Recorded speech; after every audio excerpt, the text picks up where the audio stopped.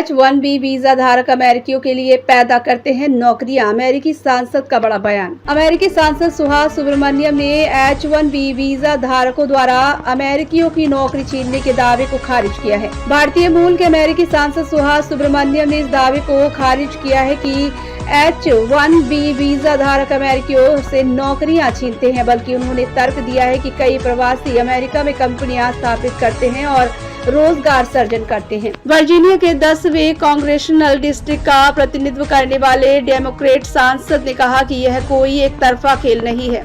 भारतीय अमेरिकी सांसद सुहास सुब्रमण्यम ने एक साक्षात्कार में कहा, बहुत से लोग जो H-1B वीजा पर आते हैं वे वास्तव में कंपनियां शुरू करते हैं, अमेरिकियों के लिए नौकरियां पैदा करते हैं। सुहास सुब्रमण्यम ने वीजा कार्यक्रम के बारे में चिंताओं को स्वीकारा और अमेरिकी श्रमिकों की सुरक्षा के लिए सुधारों का समर्थन किया, लेकिन उन्होंने कहा कि इस कार्यक्रम में अमेरिका को महत्वपूर्ण कार्यबल की कमी को दूर करने और ऐसे लोगों को आकर्षित करने में मदद की जो बाद में नागरिक बन गए। सुब्रमण्यम ने कहा, कार्यक्रम में कुछ मुद्दे हैं जिन्हें हमें ठीक करने की आवश्यकता है।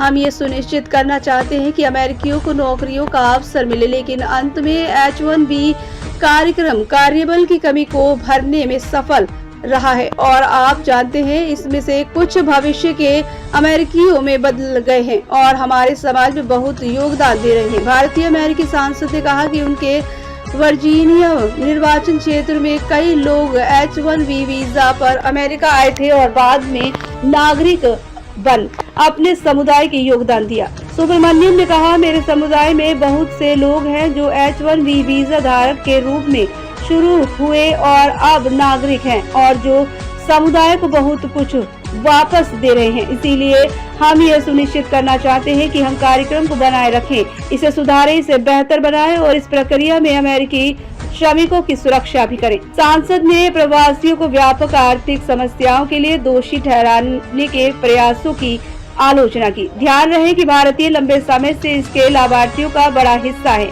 विशेष रूप से प्रौद्योगिकी, इंजीनियरिंग और अन्य उच्च कौशल वाले क्षेत्रों में।